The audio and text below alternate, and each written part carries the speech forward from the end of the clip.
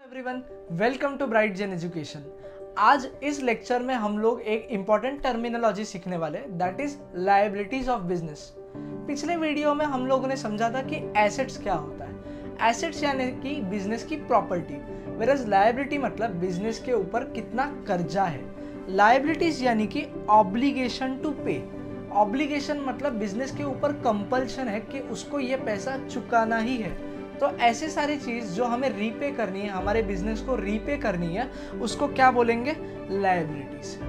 Liabilities के कई सारे टाइप्स हैं, तो हम लोग एक एक करके इन टाइप्स को सीखते हैं। सबसे पहले है करंट लायबिलिटीज। जैसे पिछले वीडियो में करंट एसेट सीखा था, वैसे ही करंट लायबिलिटीज है।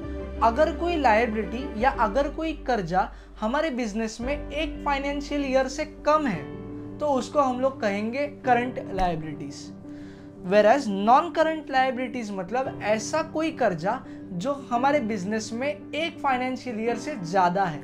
एग्जाम्पल हो सकता है, हम लोगों ने बैंक से लोन लिया रहेगा, तो वो लोन 5 साल के लिए होता है, 6 साल के लिए होता है, तो उसको कहेंगे लॉन्ग टर्म लायबिलिटीज या तो नॉन करंट लायबिलिटीज। इसका डिस्टिंग्विश कैसे करेंगे? सिंपल है, अगर एक लायबिलिटी एक फाइनेंशियल ईयर से कम है तो उसको करंट लायबिलिटी कहेंगे, और एक लायबिलिटी अगर एक फाइनेंशियल ईयर से ज़्यादा है तो उसको नॉन करंट कहेंगे। तीसरा मैंने यहाँ पे थोड़ा अलग वर्ड लिखा है, कॉन्टिंजेंट लायबिलिटी, ये मैंने वर्ड लिखा है। तो मैं आपको एक एग्जाम्पल के साथ बताता हूँ। मेरा एक दोस्त है, वो भी कलीग है मेरा, और वो भी कोचिंग इंस्टीट्यूट्स में सिखाता है। एक दिन उसकी गर्लफ्रेंड के साथ झगड़ा हुआ था, और उसी गर्म दिमाग के साथ वो क्लास में चला गया। उसने बच्चों को एक दिन पहले कुछ होमवर्क दिया था, तो जाहिर सी बात है, उसने जैसे ही वो क्लास में गया, उसने स्टूडेंट्स को पूछा कि किसने होमवर्क किया है। तो कुछ बच्चों ने हाथ ऊपर किया और एक बच्चे ने होमवर्क नहीं किया था। तो उसको मेरे दोस्त ने सामने बुला के जोर से कान के नीचे मारी। वो बेचारे बच्चे के कान से खून निकलना चालू हुआ।